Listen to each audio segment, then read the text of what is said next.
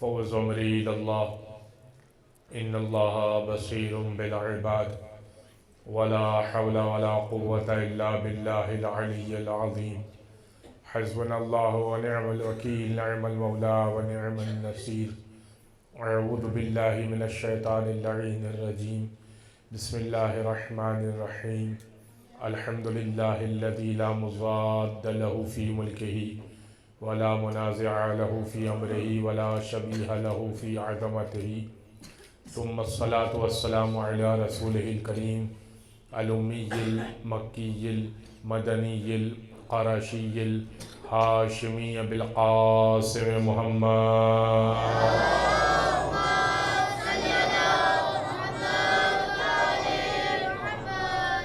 وعلى أهل بيته الطيبين الطاهرين واللعنة الدائمة على أعدائهم أجمعين من يوم ظلمهم وعداوتهم إلى قيام يوم الدين أما بعد فقد قال الله سبحانه وتعالى في محكم كتاب مبين بسم الله الرحمن الرحيم إنا أعطيناك الكوثر فصل لربك وانحر إنا شانئك هو الأبتر صلى الله على محمد وعلى محمد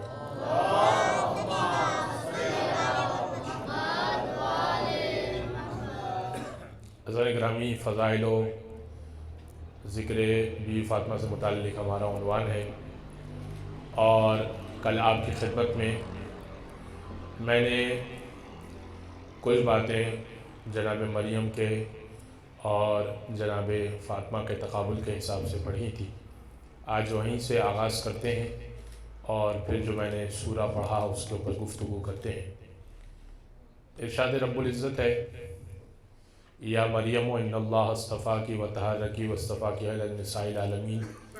کل ہم نے یہ آیت پڑھی تھی کہ اے مریم، اللہ نے آپ کو چن لیا، وطہرکی، اللہ نے آپ کو پاک کیا، واصطفاکی علی النساء العالمین، اور عالمین کی عورتوں پر چن لیا، یعنی سیدۃ نساء العالمین، عالمین کی عورتوں کی سردار قرآن نے مریم کو بتایا، اور اللہ کے رسول نے یہ لقب بی بی فاطمہ کے لیے چنا۔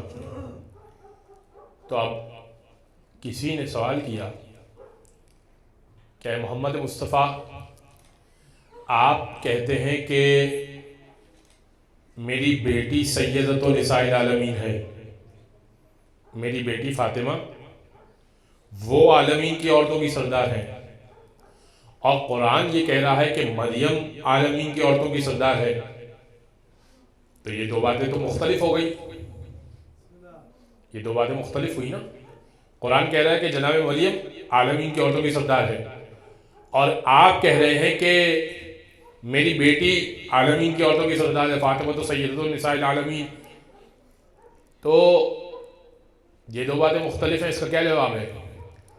اللہ کے رسول نے جواب دیا، توجہ رکھیے گا، فرمایا کہ کانت مریم سیدۃ نساء فی زمانہا، مریم اپنے زمانے تک عالمین کی عورتوں کی سردار تھی، اپنے زمانے تک عالمین کی عورتوں کی سردار تھی۔ اما ابنتی فاطمہ فہوا سیدۃ نساء العالمین من الاولین والآخرین، اور جہاں تک میری بیٹی فاطمہ کا تعلق ہے، وہ اول سے لے کر صبح قیامت تک پیدا ہونے والی ہر عورت کی سردار ہے۔ میں جملہ بدل دوں، مریم اپنے زمانے کے عورتوں کی سردار ہیں، فاطمہ مریم کی بھی سردار ہے۔ صلوات پڑھتے محمد و آل محمد۔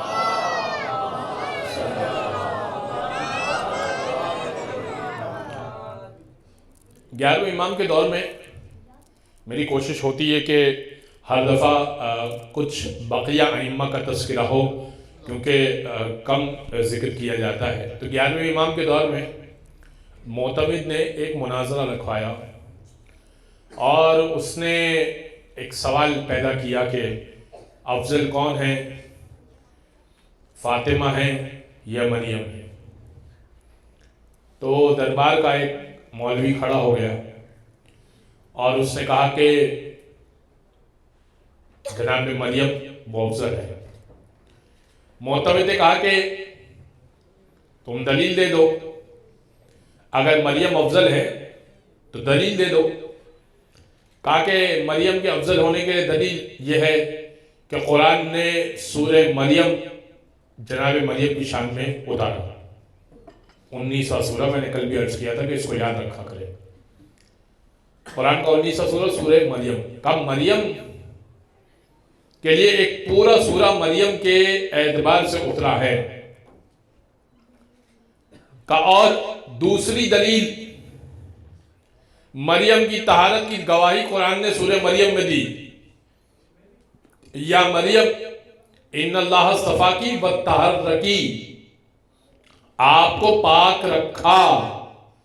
तो कहा कि मरियम की तहारत की गवाही अल्लाह ने कुरान में दी।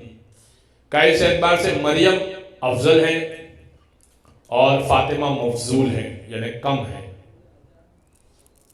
ये बात किसी मुहिब अहले बैत को पता चली, वो अगले दिन दरबार में गया और उसने कहा कि बादशाह, तूने जो कल फैसला डिक्लेयर किया और कल फैसला सुनाया कि मरियम फातिमा से अफजल है, तो मेरे पास भी कुछ दलाइल हैं, वो भी सुन ले।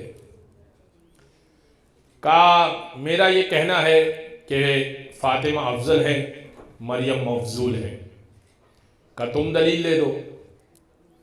का दलील यह है कि मरियम के लिए कुरान ने एक सूरा उतारा और फातिमा के लिए सूरह कौसर भी उतरा, सूरह हलता, सूरह दहर भी उतरा। 2 सूरह उतरे, सूरह दहर या सूरह हलता, 2 मुख्तलिफ नाम है का। और कुरान ने कहा कि मरियम तहरकी, मरियम के लिए तहारत के लफ्ज इस्तेमाल किया, तहरकी, ऐ मरियम अल्लाह ने आपको पाक रखा। और जनाबे फातिमा के लिए 2 मर्तबा तहारत का लफ्ज इस्तेमाल किया, यु ताहिरकुम तथीरा का 2 लफ्ज इस्तेमाल किया, यु ताहिरकुम तथीरा। आए तथीर की तरफ इशारा कर रहा हूं मैं। कह रहे बादशाह छोड़ इन दलाइल को, मरियम का बेटा ईसा भी जिंदा है और फातिमा का मेहदी भी आएगा। अगर फातिमा का मेहदी आगे बढ़कर नमाज पढ़ा ले तो मेहदी की मां अफजल है, और अगर ईसा आगे बढ़कर नमाज पढ़ा ले तो ईसा की मां अफजल है। उस दिन का इंतजार कर, कौन आगे बढ़कर नमाज पढ़ाता है। सलावत पढ़ते मोहम्मद वाले मोहम्मद।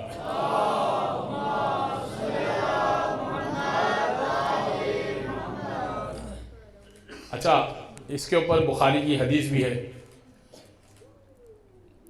और कि अल्लाह के रसूल ने एक दिन सबसे कहा, कैफ बिकुम इज़ नज़ला ईसा इब्न मरियम व इमामुम मिनकुम। असहाब से कहा कि उस वक्त तुम कैसा महसूस करोगे कि जब ईसा इब्न मरियम नाजिल होंगे, व इमामुम मिनकुम, और इमाम तुम में से होगा। यानी इमाम ईसा की नस्ल से नहीं होगा, इमाम अरबी होगा। तो ये अल्लाह का रसूल का सवाल बता रहा है कि कोई है जो नाजिल होगा। ईसा इब्न मरियम के नाजिल होने के साथ कोई इमाम होगा जो ईसा इब्न मरियम का भी इमाम होगा। ये जुमला बता रहा है ना।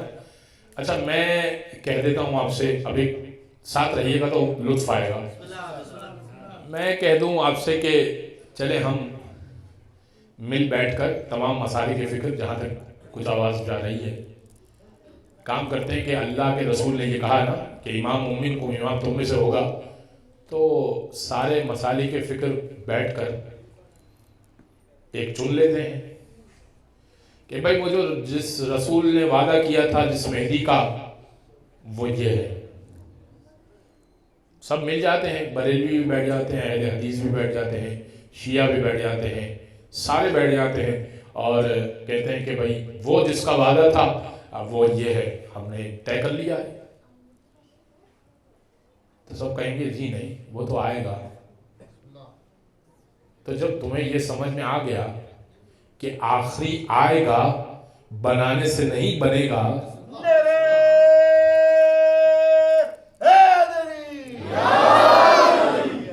بھائی جب تمہیں یہ سمجھ میں آ گیا کہ آخری آئے گا، بنانے سے نہیں بنے گا، تو پہلا خود کیسے بنا لیا؟ ٹھیک ہے نا بھائی؟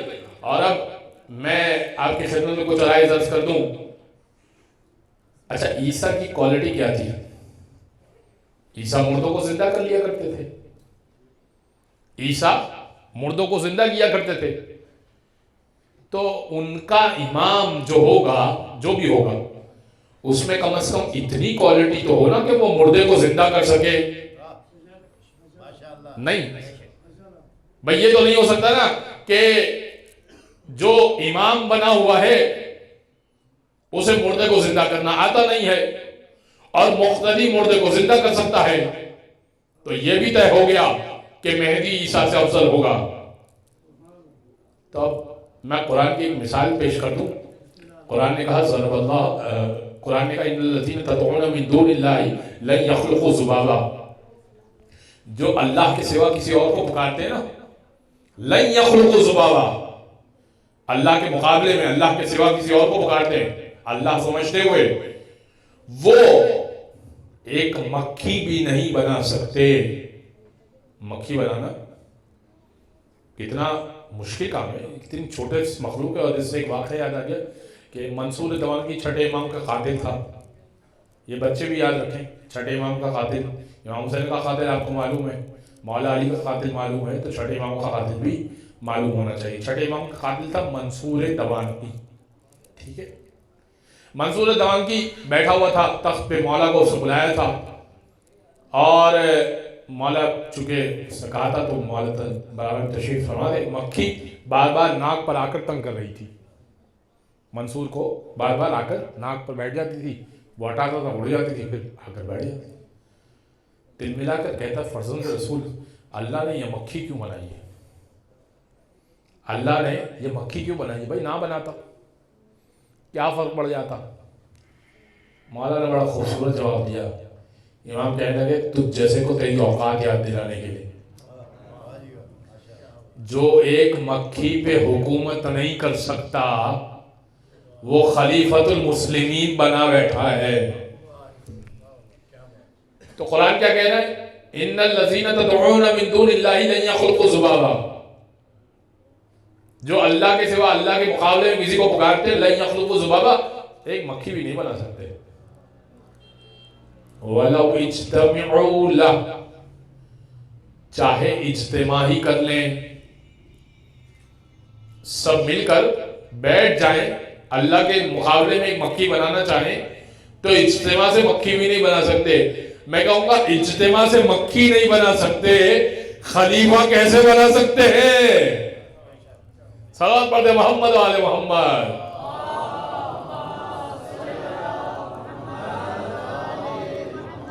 اور آیت مکمل کر دوں چونکہ ہمارا موضوع نہیں ہے. یہ کمال کا پروردگار نے کہا وَإِن يَسْلُبْهُمُ الذُّبَابُ شَيْئًا لَا يَسْتَنقِذُوهُ مِنْهُ. اور مکھی بنانا تو بہت دور کی بات، مکھی ان سے کوئی چیز لے کر اڑ جائے نا تو وہ چیز بھی واپس نہیں لا سکتے. مکھی کوئی چیز لے کے اڑ جائے، لا سکتے ہیں؟ واپس نہیں لا سکتے. تو عزیزان گرامی، میں نے آپ کی خدمت میں جو سورہ پڑھا، سورہ کوثر، میں نے کل آپ کی خدمت میں عرض کیا تھا کہ کعبے پر 6 یا 7 قصیدے لوگوں نے اپنے لٹکا کے رکھے تھے کہ ہے کوئی جو اس کا جواب لے کر آئے. اچھا، اس زمانے میں ہوتا یہ تھا کہ بڑے بڑے افراد اپنے اپنے فن پارے لکھ کر کعبے کی دیوار پر لٹکا دیا کرتے تھے، شعرا. لیکن یہی تو کمال ہے. کمال یہ ہے کہ حضرت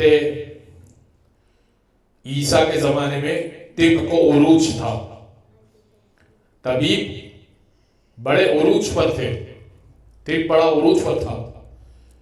تو اللہ نے معجزہ کیا دیا عیسیٰ کو؟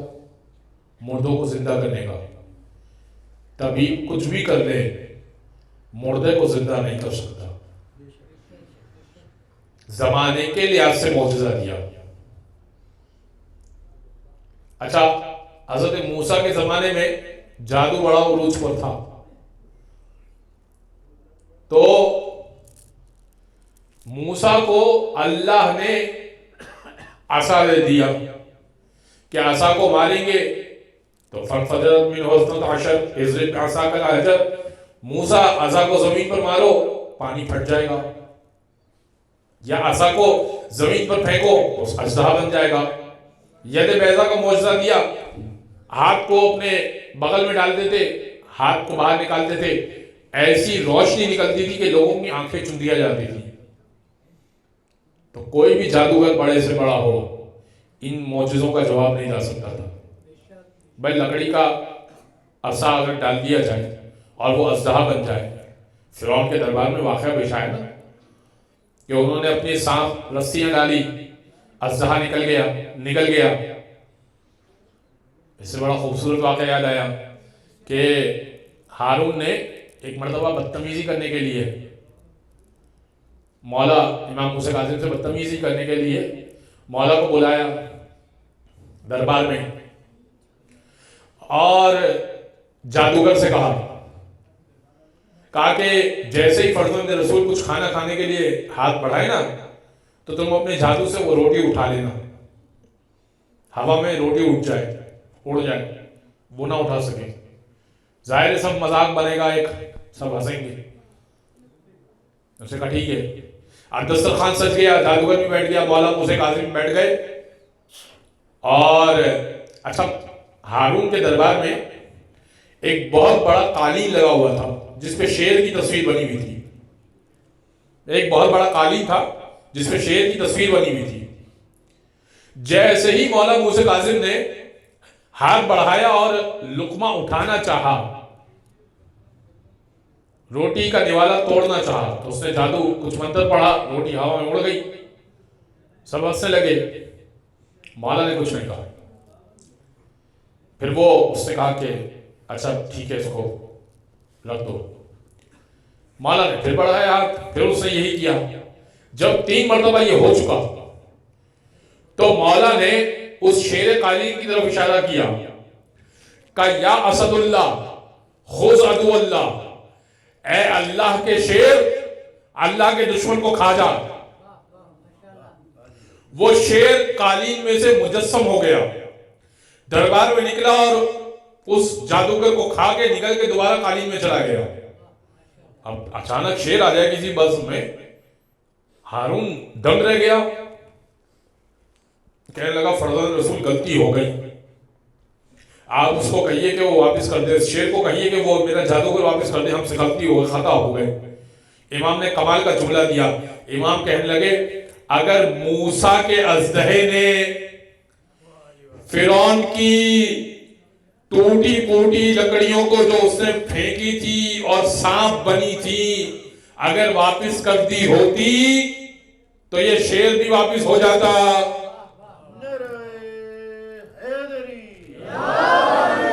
بھئی فرعون کے جادوگروں نے جو سانپ ڈالے تھے، اگر وہ سانپ واپس کیے ہوتے موسیٰ نے تو ہم بھی واپس کر دیتے۔ بازار اکرامی میں عرض آپ کی خدمت میں کر رہا تھا کہ سب نے اپنے اپنے فن پارے، تو ہر دور میں جو چیز چل رہی تھی، جو کمال چل رہا تھا، وہ کمال کا جواب اس نبی کو دیا گیا۔ تو رسول کے زمانے میں لوگوں کو اپنی زبان پر بڑا ناز تھا، عرب کو اپنی زبان پر بڑا ناز تھا، یا شجاعت پر بڑا ناز تھا کہ ہم سے بڑا بہادر کوئی نہیں، ہم سے بڑا جری کوئی نہیں، ہم سے زیادہ طاقتور کوئی نہیں۔ تو اللہ نے رسول اللہ کو 2 معجزے دیے کہ دیکھو جتنا بھی زبان پر ناز ہو اور جیسا بھی کلام کہہ سکو، قرآن کا جواب نہیں لا سکو گے، اور جتنے بھی بہادر بن جاؤ علی کا جواب نہیں لا سکو گے۔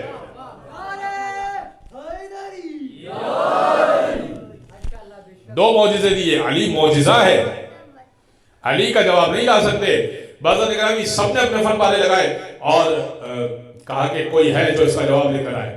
اچھا ایک مرتبہ رسول خدا نکل رہے تھے، اب یہ شان نزول پڑھ دوں میں سورہ کوثر کا۔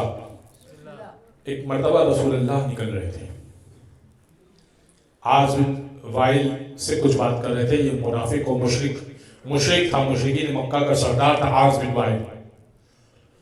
کہاں سے نکل رہے تھے؟ صحن کعبہ سے نکل رہے تھے. وہ کہ جب بت رکھے ہوئے تھے, ابھی اسلام جو ہے وہ اس طرح سے پھیلا نہیں تھا, بت رکھے ہوئے تھے. مشرکین مکہ کے دیگر سردار اندر بیٹھے ہوئے تھے خانہ کعبہ کے ذہن میں. جیسے ہی عاص بن وائل اندر چلا نا اور رسول چلے گئے, عاص سے سوال کیا کہ تم کس سے بات کر رہے تھے؟ کہا اس ابتر سے بات کر رہے تھے. میں اس ابتر سے بات کر رہا تھا. ابتر یعنی جس کے پیچھے کوئی نہ ہو, جس کی اولاد نہ ہو, جس کی دم کٹی ہوئی ہو. ابتر کا مطلب ہوتا ہے دم کٹا, یعنی پیچھے کوئی نہ ہو. کہا ابتر سے بات کر رہا تھا. یہ تانا تھا کہ رسول کی کوئی اولاد نہیں تھی. ابراہیم کا انتقال ہو چکا تھا, عاصم کا انتقال ہو چکا تھا, تو جو بیٹے پیدا ہوتے تھے انتقال ہو چکا تھا, اب کوئی اولاد بچی نہیں تھی. اور تانا مل رہا تھا محمد مصطفیٰ کو ابتر کا. اچھا اب میں سورہ کا ترجمہ پیش کر دیتا ہوں. بسم اللہ الرحمن الرحیم. انا اعطیناک الکوثر. حبیب بے شک ہم نے آپ کو کوثر عطا کیا. کوثر کا ترجمہ میں کوثر ہی کر رہا ہوں فی الحال, اس کے اوپر بات کرتے ہیں. انا اعطیناک الکوثر, حبیب ہم نے آپ کو کوثر عطا کیا. فصل لربک وانحر, آپ نماز پڑھیے, قربانی دیجیے. انا شانیہ کا هو الابتر, بے شک آپ کا دشمن بے اولاد رہے گا, دم کٹا رہے گا, ابتر. اب مسلمانوں نے اس کوثر کا ترجمہ یہ کیا کہ بھئی یہ اللہ یہ کہہ رہا ہے کہ حبیب ہم نے آپ کو نہر کوثر عطا کی. انا اعطینا کل کوثر, اس کوثر سے مراد نہر کوثر ہے جو جنت میں ہے. کوثر نام کی نہر ہے جو جنت میں ہے. بعض مسلمانوں نے لکھا کہ نہیں, نہر کوثر مراد نہیں ہے, اس سے مراد حوض کوثر ہے. تو ترجمہ کیا بنا؟ حبیب ہم نے آپ کو حوض کوثر عطا کیا, نماز پڑھیے, قربانی دیجیے, دشمن بے اولاد رہے گا. تین جملوں میں کوئی رب بن رہا ہے بھائی. پہلا جملہ کہہ رہا ہے حوض کوثر دیا, دوسرا جملہ کہہ رہا ہے نماز پڑھیے, قربانی دیجیے, تیسرا جملہ کہہ رہا ہے دشمن بے اولاد رہے گا. بھائی تین جملوں میں کوئی ربط ہے بھائی, تین جملوں میں کوئی ربط ہونا چاہیے نا. اور وہ جو زبان و بیان کا خالق ہے وہ تین الگ الگ جملے کیوں کہے گا؟ تو اب مسلمانوں کو اتنی سمجھ میں نہ آئی کہ یہاں ترجمہ کیا کیا جائے.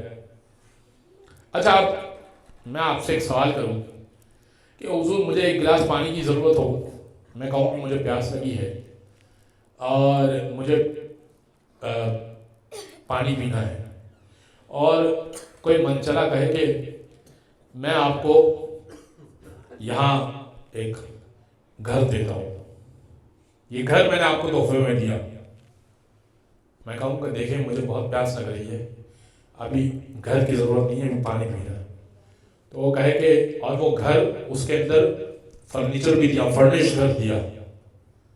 میں کہوں گا بھائی دو گھونٹ پانی دے دیجئے. اور وہ کہے کہ نہیں, اس گھر کے ساتھ میں آپ کو گاڑی بھی دے رہا ہوں. اس کو کیا کہیں گے؟ بھائی سب کچھ تم نے دیا, مگر جس چیز کا میں تقاضا کر رہا ہوں وہ مسئلہ حل نہیں ہوا, وہ معاملہ حل نہیں ہوا. بھائی اب مشرکین مکہ سب یہ کہہ رہے تھے کہ آپ ابتر ہیں, آپ کے پیچھے کوئی نہیں ہے, آپ کا پیغام آگے نہیں بڑھے گا, آپ کی کوئی اولاد نہیں ہے, دشمن بے اولادی کا تانا دے رہا ہے. اور مسلمان ترجمہ کرے حبیب حوض کوثر عطا کیا. نہیں بھائی ترجمہ یہ نہیں ہوگا, حبیب ہم نے فاطمہ عطا کی, دشمن بے اولاد رہے گا. بھائی ترجمہ فاطمہ کرو. خیر کثیر کا مصدر, کوثر یعنی خیر کثیر کا مصدر, خیر کثیر کا مصدر فاطمہ زہرا کی ذات ہے. ہر خیر سیدہ کے زہرا کی ذات سے نکلتا ہے. تو اب نسل کائنات میں واحد نسل ہے جو چلی ہے سیدہ سے. کائنات میں واحد نسل ہے جو بیٹی سے چلی ہے. ہر نسل چلتی ہے بیٹے سے بیٹے کے بیٹے سے بیٹے سے اور اس کے بیٹے سے اور اس کے بیٹے سے، اور اس طرح سے نسل چلا کرتی ہے۔ کوئی کہے کہ میں اپنی بیٹی سے نسل چلاؤں گا، نہیں، تو بیٹی تو دوسرے گھر جائے گی، نسل تو وہاں سے چلے گی۔ تو آپ فرزند رسول کیوں کہا کرتے تھے؟ کسی نے مولا رضا سے سوال کیا، اور امام موسیٰ کاظم سے بھی یہ روایت ہے کہ انہوں نے سوال کیا، بھائی آپ اپنے آپ کو فرزند رسول کیوں کہتے ہیں؟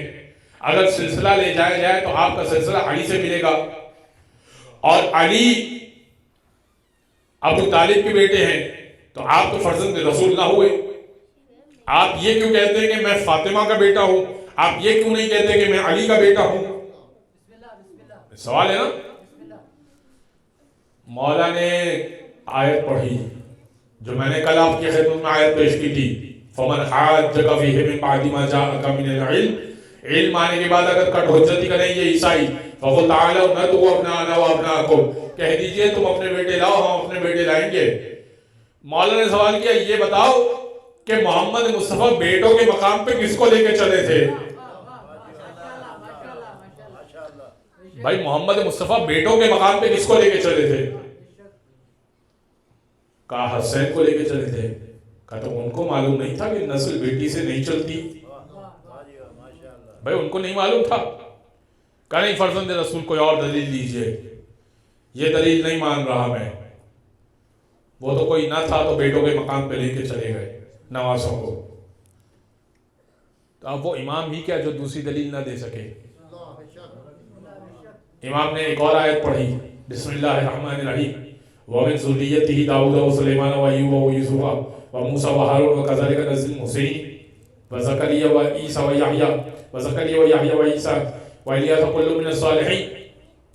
فرمایا وَمِن ذُرِّيَّتِهِ داؤد وسلیمان، ابراہیم کی ذریت میں اللہ نے داؤد کو بھی رکھا، سلیمان کو بھی رکھا، موسیٰ کو بھی رکھا، ہارون کو بھی رکھا۔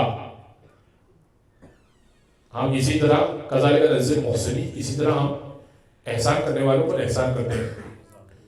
پھر فرمایا وزکریا ویحییٰ وعیسیٰ والیاس کل من الصالحین، زکریا کو بھی رکھا، یحییٰ کو بھی رکھا۔ نسل ابراہیم میں اللہ کہہ رہا ہے، نسل ابراہیم میں ہم نے زکریا کو بھی رکھا، یحییٰ کو بھی رکھا، عیسیٰ کو بھی رکھا، الیاس کو بھی رکھا۔ کہا مجھے سب سمجھ میں آ گیا، داؤد و سلیمان سمجھ میں آ گئے، ایوب و یوسف سمجھ میں آ گئے، موسیٰ و ہارون سمجھ میں آ گئے، زکریا اور یحییٰ سمجھ میں آ گئے، الیاس تک سمجھ میں آ گئے، یہ عیسیٰ کیسے رکھے؟ بھئی یہ عیسیٰ نسل ابراہیم میں کیسے رکھے؟ نسل تو بیٹوں سے چلتی ہے نا بھائی، عیسیٰ کے تو والد نہیں تھے۔ کہا کہ وہ ماں سے چلی تھی نسل۔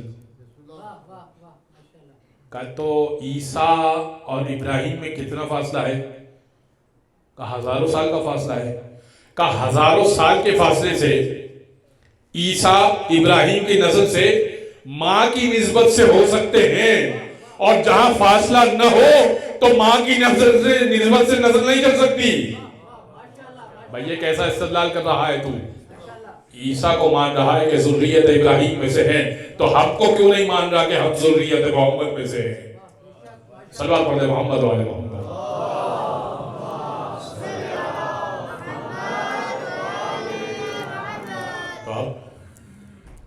تو اب وہ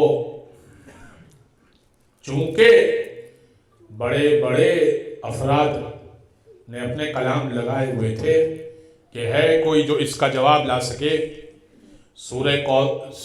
ان کلام کا جواب لا سکے، تو اب رسول پر سورہ کوثر اتری، اور جیسے سورہ کوثر اتری نا، رسول نے وہ 3 جملے، اب آپ تصور کیجئے گا، ذرا سا غور کیجئے گا میرے ساتھ، اِنَّا أَعْطَيْنَاكَ الْكَوْثَرَ فَصَلِّ لِرَبِّكَ وَانْحَرْ، کوثر، وانحر، ابتر، یہ بن گیا ایک کلام۔ لیکن اس کا ایک مصرع نہیں ہے، یعنی اگر ایک مصرع لگایا جائے تو شعر مکمل ہو جائے گا، ایسا ہی ہے۔ یہ 3 مصرے سمجھ لیجئے، اگرچہ قرآن نے کہا کہ یہ کسی شاعر کا کلام نہیں ہے، یہ اللہ کا کلام ہے۔ رسول اللہ نے یہ 3 مصرے یا 3 آیتیں جا کر کھانے کعبہ پر لگا دی کہ دیکھو عرب والوں، تم جتنے بڑے ہو جاؤ ان 3 جملوں کا جواب لے کر آ جاؤ. اور سب نے اپنے اپنے کلام اتار لیے. کہنے لگے اس کا کیا جواب لے کر آئیں؟ بھائی ہے بھی وزن کے اندر کوثر ونہر ابتر. اور عجیب بات یہ ہے کہ 3 مصروں میں بات بھی مکمل ہو رہی ہے. اب وہ بڑے بڑے افراد جنہوں نے اپنے قصیدے لٹکائے ہوئے تھے انہوں نے سورہ کوثر کو اتارا اور لے کے چلے مکہ سے باہر. مکی سورہ ہے یہ. سورہ کوثر کو اتارا، مکہ سے لے کے باہر چلے. معلوم ہوا تھا کہ ایک پادری، ایک عیسائی، ایک راہب بڑا بیٹھتا ہے وہاں پر، جو 1000 سال سے بیٹھا ہوا ہے اور عبادت کر رہا ہے. وہ سال میں ایک مرتبہ باہر نکلتا تھا اور جو اس وقت موجود ہوتا تھا اس کا مسئلہ حل کر دیا کرتا تھا. ان دنوں قریب تھا کہ وہ نکلے. یہ 6 افراد جن کے قصیدے لٹکے ہوئے تھے یہ لے کے پہنچے اور کہنے لگے کہ اگر تم اس کا جواب لے کر آؤ. بھائی اگر تم اتنے بڑے عالم ہو، اتنے بڑے راہب ہو، اتنے سال سے عبادت کر رہے ہو، توریت و زبور تم کو حفظ ہے، تمہارا مرتبہ بہت بلند ہے، اگر ان 3 جملوں کا جواب لے کر آؤ تو ہمارا مسئلہ حل ہو جائے. اس لیے کہ ہمارے کلام خطرے میں پڑ گئے ہیں. محمد مصطفیٰ ایسا جواب لے کر آئے ہیں، ہمارے کلام خطرے میں پڑ گئے ہیں. اس نے کہا مجھے 1 دن کا موقع دیا جائے، میں اس کا جواب لے کر آتا ہوں. اور وہ کاغذ اس نے لے لیا اور اگلے دن جب یہ 6 افراد پہنچے اس نے آگے آخری جملہ لکھا تھا اِنَّا آتَيْنَاكَ الْكَوْثَرَ فَصَلِّ لِرَبِّكَ وَانْحَرْ إِنَّا شَانِئَكَ هُوَ الْأَبْتَرُ مَا هَٰذَا کلام البشر. دیکھو حبیب ہم نے تمہیں کوثر عطا کی، فَصَلِّ لِرَبِّكَ وَانْحَرْ، نماز بھی پڑھو، قائم نماز بھی پڑھو، قربانی بھی دو. إِنَّا شَانِئَكَ هُوَ الْأَبْتَرُ، دشمن بے اولاد رہے گا. چوتھا جملہ اس نے لکھ دیا مَا هَٰذَا کلام البشر، یہ کسی بشر کا کلام نہیں ہے. ما ہاذا کلام البشر، کوثر ونہر ابتر، ما ہاذا کلام البشر، یہ کسی بشر کا کلام نہیں لگ رہا، اس کا جواب ممکن نہیں ہے. تو اب عزیزان گرامی یہ ہے فاطمہ کی ذات. آج مجھے کچھ باتیں میں نے عرض کیا تھا آپ کی خدمت میں. اس دفعہ میں جو آیا ہوں تو کچھ باتیں آپ تک، اور آج چونکہ مجمع کی تعداد بہت ہے، توجہ دیجئے اس بات پر کہ جب سیدہ محراب عبادت میں کھڑی ہوتی تھی، زہرا کہا جاتا ہے نا سیدہ کو، فاطمۃ الزہرا. میں لفظ فاطمہ پر انشاءاللہ کل گفتگو کروں گا، لیکن آج لفظ زہرا کا مطلب سن لیجئے گا. زہرا کہتے ہیں تابندگی کو، درخشندگی کو، نورانیت کو، روشنی کو. ایسی روشنی جس کو اگر کوئی دیکھے تو اس کی آنکھیں بند ہو جائیں، آنکھیں چندیا جائیں، آنکھیں پھٹ جائیں، اس کو کہتے ہیں زہرا. اب ایک شخص آیا، بہار کی روایت ہے، ایک شخص آیا، اس نے امام رسول خدا سوال کیا، کہا کہ یا رسول اللہ آپ اپنی بیٹی کو زہرا کہتے ہیں، کیا سبب ہے کہ زہرا کہتے ہیں؟ کیا کوئی نور نکلتا ہے؟ فرمایا کہ یہ بتاؤ کہ کیا تم دریا پر سفر کرتے ہو، سمندر میں سفر کرتے ہو؟ اس نے کہا بالکل. کہا کہ راستہ کیسے تلاش کرتے ہو، رات میں راستہ کیسے تلاش کرتے ہو؟ کہا کہ ایک زہرہ نام کا ستارہ ہے، زہرہ نام کا چمکدار ستارہ ہے، جس کو دیکھ کر ہم اپنی سمت معلوم کرتے ہیں. رسول خدا نے کہا کمال نہیں ہو گیا کہ زمین والوں کے لیے زہرہ رکھے اور عرش والوں کے لیے زہرہ نہ رکھے. جیسے تم اس کو دیکھ کر راستہ تلاش کرتے ہو، فرشتوں کے لیے یہ ستارے کی مانند ہے میری بیٹی. تو جب سیدہ محراب عبادت میں کھڑی ہوا کرتی تھی، چہرے سے ایک نور ساطع ہوتا تھا، ایک نور نکلتا تھا جو عرش پہ پہنچتا تھا، اور فرشتے سوال کرتے تھے پالنے والے یہ زمین سے کس کا نور بلند ہو کر عرش پر آ رہا ہے؟ پروردگار کہتا تھا، چھٹے امام کی روایت ہے، پروردگار کہتا تھا یہ میری کنیز ہے جو محراب عبادت میں کھڑی ہوئی ہے۔ اب آپ تصور کیجئے نا، جس کا مقام یہ ہو کہ جس کے نور سے فرشتے نور حاصل کرے، اس کا چاہنے والا نمازوں کو ہلکا لے، اس کا چاہنے والا نماز کو معمولی سمجھے۔ چھٹے امام کی حدیث ہے، آخری وقت جب دم نکل رہا تھا، مولا نے سب کو جمع کیا، اپنی زوجہ سے کہا کہ اصحاب کو جمع کرو۔ 2 وصیتیں کی ہیں چھٹے امام نے، جب مولا کو اس دنیا سے پردہ فرمانا ہے، امام جعفر صادق کو، اصحاب کو جمع کیا اور کہا کہ لا ینال شفاعتنا من استخف بالصلاۃ، دیکھو ہماری شفاعت اس تک پہنچے گی ہی نہیں جو نماز کو ہلکا اور معمولی سمجھے گا۔ من استخف بالصلاۃ، حقیر سمجھے گا، خفیف سمجھے گا۔ ابھی پڑھ لیتے ہیں، تھوڑی دیر بعد پڑھ لیتے ہیں، ابھی تو بہت وقت ہے، آج سردی بہت ہے، آج پانی گرم نہیں ہے، حقیر سمجھے گا۔ جس دن دل ہے تو بہت رش ہے مسجد میں، عید ہے تو رش ہے مسجد میں، جمعہ ہے تو رش ہے مسجد میں، لیکن عام دنوں میں اہتمام، میں آپ سے عرض نہیں کر رہا کہ آپ شب نماز پڑھیے۔ رسول خدا معراج پر گئے، رسول خدا معراج پر گئے، معراج پر ملک الموت سے ملاقات ہوئی۔ اگرچہ ہمارا عنوان نہیں ہے کہ موت کے پورے کا ذکر کرے کہ روح کیسے نکلتی ہے، روح کے نکلتے وقت کیا کیا مشکلات پیش آتی ہیں، لیکن ایک واقعہ جو میری بات سے مربوط ہے، معراج پر گئے، ملاقات ہوئی ملک الموت سے۔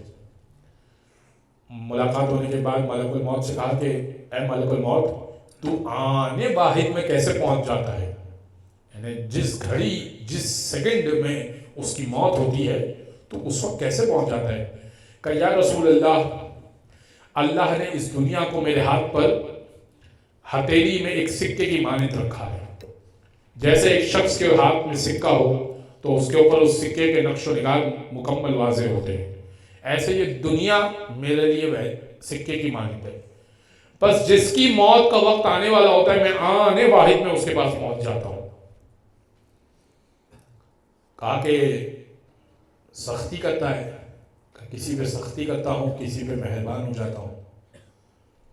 کہ تو کس پہ مہربان ہوتا ہے؟ کہ یا رسول اللہ، میں ایک شخص پہ ماں سے زیادہ مہربان ہوتا ہوں، جو اللہ کا دوست ہوتا ہے۔ کہ کون ہوتا ہے وہ دوست؟ کہ میں جب وقت نماز آتا ہے نا، اس سکے کی مانند جو دنیا اللہ نے میرے اختیار میں دی ہے، اس پر ایک نگاہ کرتا ہوں اور دیکھتا ہوں کہ کون ہے جو اہتمام کر رہا ہے نماز کا۔ بس اگر میں مستقل یہ دیکھوں کہ یہ اہتمام کر رہا ہے اول وقت میں نماز کا، اول وقت کی بات کر رہا ہوں میں، جیسے ہی نماز کا وقت ہوا 5:13 5:15 اول وقت، کہا میں مستقل اگر دیکھتا ہوں کہ 40 روز تک اس نے اول وقت اہتمام کیا ہے نماز کا، بس میں اس پہ ماں سے زیادہ شفیق اور مہربان ہو جاتا ہوں۔ اور جب اس کی موت آتی ہے تو میں اس کو کہتا ہوں کہ تو میرا دوست ہے، پریشان نہ ہو، میں تیری روح ایسے نکالوں گا کہ تجھے معلوم بھی نہ ہوگا۔ کہا کیسے روح نکالتا ہے؟ کہا اسے ایک پھول دیتا ہوں، وہ کہتا ہے کہ میں پھول سونگھ لوں؟ وہ پھول سونگھنے میں مشغول ہوتا ہے اور میں اس کی روح کو نکال دیا کرتا ہوں۔ کہ کبھی کبھی میں اس کو ایک مشروب دیتا ہوں جو اتنا لذیذ ہوتا ہے کہ وہ مشروب کو پیتا جاتا ہے اور اس کی روح نکل جاتی ہے، اس کو معلوم بھی نہیں ہوتا۔ نماز کا اہتمام کیجیے، سیدہ کے ماننے والے ہیں آپ، کسی صورت پیچھے نہ رہیے۔ میں نے 2 باتیں عرض کی نا، چھٹے امام نے 2 وصیتیں کی تھی، بس اس کے بعد میں منزل مسائل پر آ جاؤں گا۔ چھٹے امام نے 2 وصیتیں کی، کہا ایک، میری شفاعت اس تک پہنچے گی نہیں، یہ نہیں کہا کہ میں شفاعت نہیں کروں گا، جملے پہ غور کیجئے گا مولا کے، مولا نے یہ نہیں کہا کہ میں شفاعت نہیں کروں گا، امام نے کہا لا ینالو شفاعتنا، میری شفاعت اس تک پہنچے گی نہیں، یعنی میں کرنا بھی چاہوں گا نا تو وہ نماز نہ ہونے کی وجہ سے اثر نہیں کر رہی ہوگی۔ نماز کا اہتمام کیجئے، کبھی کبھار چھوٹ جائے الگ بات ہے، اس کی قضا کر لیجئے، لیکن ایک مستقل طریقہ بنایا ہوا آپ نے نماز نہ پڑھنے کا۔ اور دوسری بات جو چھٹے امام نے کہی، 10,000 درہم الگ کیے اور کہا کہ مینا میں جہاں پر قربانی ہوتی ہے حج کی، اللہ ہم سب کو بار بار حج نصیب فرمائے، زیارت مقامات مقدسات نصیب فرمائے۔ دوسری وصیت چھٹے امام نے کی کہ جو مینا میں 10,000 درہم چھوڑ رہا ہوں، مینا میں 10 سال تک میرے نام کی عزتداری کی جائے۔ یعنی مولا نے سمجھا دیا وصیت کرتے ہوئے نماز بھی ضروری ہے اور عزتداری بھی ضروری ہے۔ چاہنے والا کسی ایک چیز میں آگے اور ایک چیز میں پیچھے نہ رہ جائے۔ شفاعت چاہیے ہو تو عمل بھی کرے اور عزتداری بھی کرے۔ بس عزیزان گرامی، وہ جو محراب میں کھڑی ہوں تو ایسا نور بلند ہو کہ فرشتے اس نور سے فیض حاصل کریں۔ وہ خاتون جنت، میں انشاءاللہ لفظ فاطمہ پر کل مفصل گفتگو کروں گا۔ خاتون جنت جسے لفظ کہا جاتا ہے نا، خاتون جنت کیوں کہا جاتا ہے سیدہ کو؟ ایک جملہ آج عرض کر دیتا ہوں۔ جنت کا افتتاح جو ہوگا وہ سیدہ کے ہاتھوں ہوگا، اور جنت میں جو پہلا شخص داخل ہوگا وہ بھی فاطمہ داخل ہوگی۔ تو وہ جو خاتون جنت ہو، جس کے لیے دروازہ اللہ کھول دے جنت کا، اے فاطمہ داخل ہو جائیے، اس پر امت نے دروازوں کو گرایا۔ آپ ذرا تصور کیجئے دروازے کا وزن کتنا ہوتا ہے، دروازے کا وزن کتنا ہوتا ہے، اور اگر وہ دروازہ جھلتا ہوا ہو، جھلتا ہوا دروازہ ہو۔ بعضوں کہتے نا کہ ابو الحسن نہیں گئے تھے اور بیوی فاطمہ ہی چلی گئی، یہ تو عجیب بات ہے کہ اگر گھر میں کوئی محرم موجود ہو یا کوئی مرد موجود ہو، پھر دروازے پر اگر کوئی آئے تو باہر دروازے پر مرد کیوں نہ جائے؟ یہ تو روایت شیعوں کی گڑھی بھی ہے یا افسانہ ہے، بعض لوگ کہتے ہیں۔ نہیں، ایسا میں ایسا نہیں تھا۔ پہلے ابو الحسن دروازے پر کچھ لوگ آئے، کہا ابو الحسن باہر آ جائیے، مسجد میں بلایا جا رہا ہے، بیعت کر لیجئے۔ مولا ہی گئے دروازے پر، مولا نے کہا میں بیعت نہیں کروں گا۔ دروازے کے پیچھے سے ہی کہا میں بیعت نہیں کروں گا، تم لوگ جاؤ۔ دوبارہ کچھ زیادہ لوگ آئے اور کہا ہمیں خلیفۃ المسلمین نے بھیجا ہے، ابو الحسن باہر آ جائیے۔ مولا نے کہا میں بیعت نہیں کروں گا، میں قرآن جمع کر رہا ہوں، میں قرآن جمع کر رہا ہوں۔ مولا کے گود میں اوراق رکھے ہوئے تھے قرآن کے، میں قرآن کی جمع آوری کر رہا ہوں، میں بیعت نہیں کروں گا۔ آپ کو معلوم ہے نا، عدالتیں جہاں شہر میں لگتی ہیں بڑی بڑی عدالتیں، لیکن جو گاؤں وغیرہ کا سلسلہ ہوتا ہے، آپ بخوبی واقف ہے کہ وہاں پنچایت ہوتی ہے، وہاں قبیلے کے بڑے لوگ ہوتے ہیں جو مسئلے کو حل کرتے ہیں، اور اگر فریقین میں معاملات بڑھ جائیں، جھگڑا ہو جائے اور ایک گروہ دوسرے گروہ کے گھر میں پہنچ جائے کہ اس کو میں مار دوں گا، قتل کر دوں گا، تو کیا ہوتا ہے؟ اندرون سندھ میں ہم نے دیکھا ہے کیا ہوتا ہے، بزرگ خاتون باہر آ جاتی ہے، کہتی ہے میرا بچہ ہے۔ خاتون باہر آ جاتی ہے نا، کہتی ہے میرا بچہ ہے، میرا شوہر ہے، میرا باپ ہے، نہیں مارو۔ اب جب تیسری مرتبہ آئے نا، بیوی باہر آئی ولایت کے دفاع کے لیے، کہ دیکھو ابو الحسن باہر نہیں آئیں گے، یہ میرے شوہر ہیں۔ لیکن ان کو اتنی غیرت نہیں تھی کہ خاتون جنت اگر دروازے پر آ جائے اور کہتے کہ دیکھو یہ معاملہ ختم کر دو، سامنے سے جواب دیا گیا اگر علی بیعت کے لیے باہر نہ آئے تو ہم دروازے کو جلا دیں گے۔ جانتے بیوی نے کیا کہا؟ بیوی نے کہا یہ وہ دروازہ ہے جہاں پہ جبریل و میکائیل سلام کیا کرتے ہیں، کیا اس دروازے کو جلاؤ گے؟ آنے والوں نے کہا اگر ایسا ہے تو ہوا کرے۔ ارے وہ دروازہ جسے جبریل و میکائیل جہاں پر رک کر سلام کرتے ہوں، اس دروازے کو جلانے کی بات کی۔ اور اب چھٹے امام کے جملے میں 2 جملے آج پڑھوں گا، انشاءاللہ کچھ جملے کل پڑھوں گا۔ چھٹے امام کہتے ہیں وَأَخَذَتِ النَّارُ فِي خَشَبِ الْبَابِ، دروازے پر لکڑیوں کو، نار کے لیے، آگ کے لیے لکڑیوں کو لایا گیا۔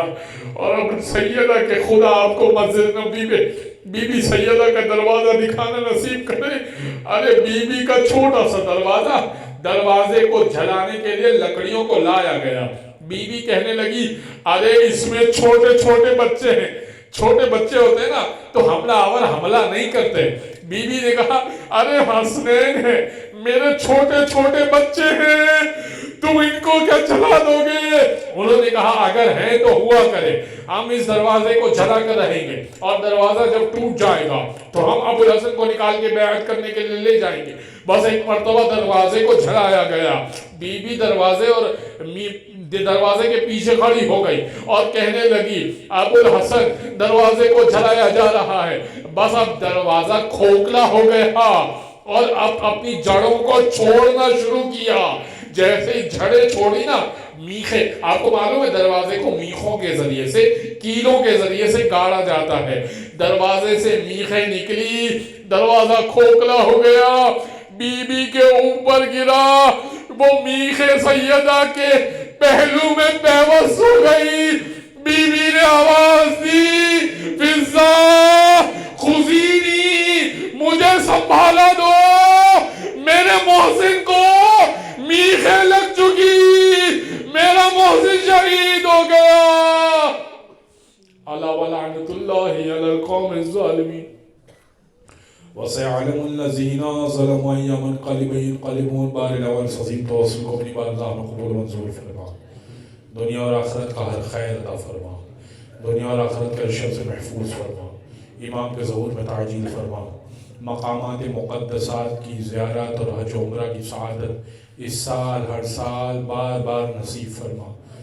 لباس محمد و آل محمد کا حاضرین جو حاجات لیے بیٹھے ہیں، بہت سارے لوگوں نے اجتماع سے دعا کہا ہے، بہت سارے لوگ اس پرآشوب زمانے میں پریشان ہیں، مالی لحاظ سے، کوئی جاب کے لحاظ سے، کوئی گھر کے لحاظ سے، کوئی رشتے کے لحاظ سے، ہر شخص پریشان ہے۔ تو لباس محمد و آل محمد کا مولا کے چاہنے والے، سیدہ کے چاہنے والوں سے، خصوصاً سادات سے جو غربت کے مارے ہیں، ان سب سے ان پریشانیوں کو دور فرما۔